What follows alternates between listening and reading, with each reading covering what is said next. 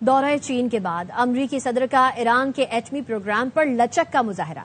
کہا ایران کا جوہری پروگرام 20 سال کے لیے معطل کرنے پر کوئی اعتراض نہیں. ایران کا جوہری پروگرام تہس نہس کر دیا. کوشش ہوگی وہاں سے نیوکلیئر ڈسٹ نکالیں اور یہ صلاحیت امریکہ اور چین ہی رکھتے ہیں. ایران سے متعلق سوال پر صدر ٹرمپ برہم. کہا تم جیسے صحافی پر بغاوت کا مقدمہ ہونا چاہیے. ہم نے ایران میں زبردست کامیابیاں حاصل کی لیکن تم جیسے صحافی کہتے ہیں ہمیں عسکری طور پر ناکامی ہوئی.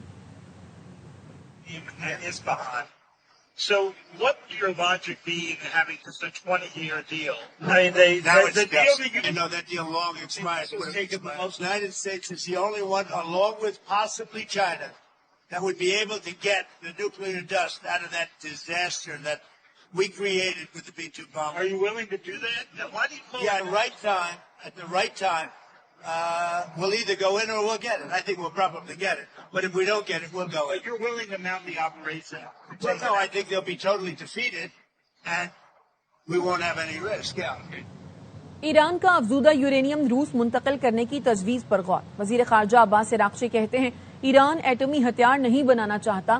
پاکستان کی مصالحتی کوششیں مشکلات کا شکار ضرور ہیں لیکن ناکام نہیں ہوئی. بھارت ہمارے ساتھ اپنے تعلق کا فیصلہ کر لے. اس وقت سب سے بڑا مسئلہ امریکہ پر اعتبار کا ہے. ہمارے پاس امریکیوں پر اعتبار کرنے کا کوئی جواز نہیں. ایرانی قوم عزت کی زبان سمجھتی ہے. The process by Pakistan has not been failed yet, but it is in a very difficult course, mostly because of the Americans' behavior and the mistrust which exists between us. We appreciate any country who has the ability to help, particularly China. We are interested in negotiation, but only if the other side is serious. We have no trust to America. This is a fact, and this is the main obstacle in the way of any diplomatic effort. We have every reason not to trust Americans, while they have no reason not to trust us. Iranian people only answer to the language of respect.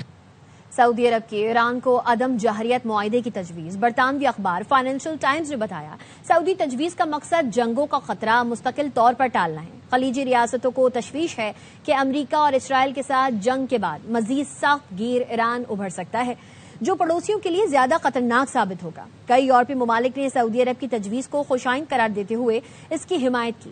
دیگر خلیجی ریاستوں پر زور دیا کہ وہ اس کی حمایت کریں.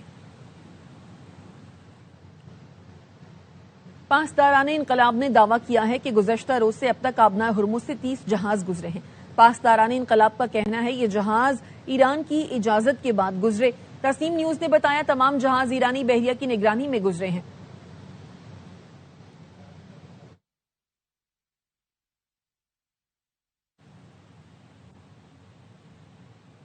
Chairman Peoples Party Bilawal Bhutto Zardari نے کوئٹہ میں پیپلز ایئر ایمبولینس اور ٹراما سینٹر کا افتتاح کر دیا. مختلف منصوبوں کی افتتاحی تقریب سے خطاب میں کہا پیپلز پارٹی عوام دوست اور غریب دوست سیاست کرتی ہے. پوری کوشش ہے مفت اور معیاری علاج کی سہولت عوام کے گھر تک پہنچائیں. جلد بلوچستان میں NICVD اور SIUT کا بھی افتتاح کریں گے.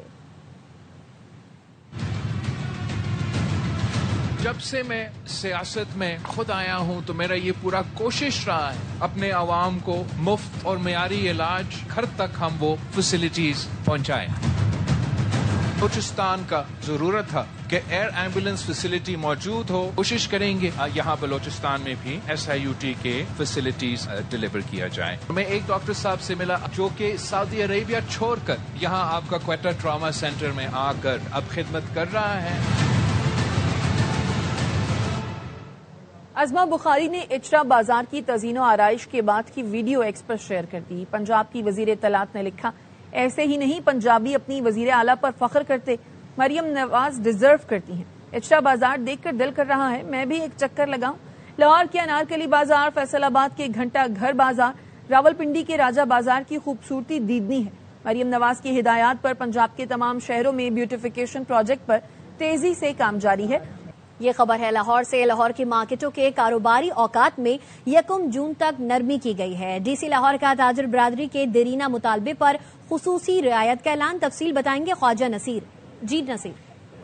بالکل جی، ڈپٹی کمشنر لاہور نے اب سے تھوڑی دیر پہلے سماجی رابطوں کی ویب سائٹ جو ہے ایکس ہے اس کے اوپر ایک پیغام جاری کیا ہے جس کے مطابق وزیر اعلیٰ پنجاب نے تاجر برادری کے دیرینہ مطالبے کو کہ جو لاک ڈاؤن کی جو صورتحال ہے مارکیٹوں کی ٹائمنگ کے حوالے سے کہ مارکیٹیں لاہور کی رات 8 بجے بند ہو جاتی ہے، اس ساری صورتحال کو عید الاضحیٰ کے تناظر میں اس کا وقت جو ہے رات 10 بجے تک کر دیا ہے، اور یہ تمام مارکیٹیں جو لاہور کی ہیں وہ رات 10 بجے تک کھلی رہیں گی اور 10 بجے کے بعد یہ مارکیٹیں بند ہوگی۔ ڈپٹی کمشنر نے اپنے بیان میں یہ کہا ہے کہ یہ جو عمل درآمد ہے اس حکم پر عمل درآمد فوری کیا جائے گا، جبکہ دوسری طرف لاہور کی جتنی بھی تاجر تنظیمیں ہیں جس میں ہال روڈ تاجر ایسوسی ایشن، مڈل روڈ، مال روڈ اور اس کے علاوہ دیگر جو تاجر تنظیمیں ہیں، انہوں نے وزیر اعلیٰ پنجاب کے اس فیصلے پر خراج تحسین ٹھیک ہے، فیصلے پر فوری عمل درآمد کی ہدایت کر دی ہے۔ خواجہ نصیر اپڈیٹ کر رہے تھے، شکریہ۔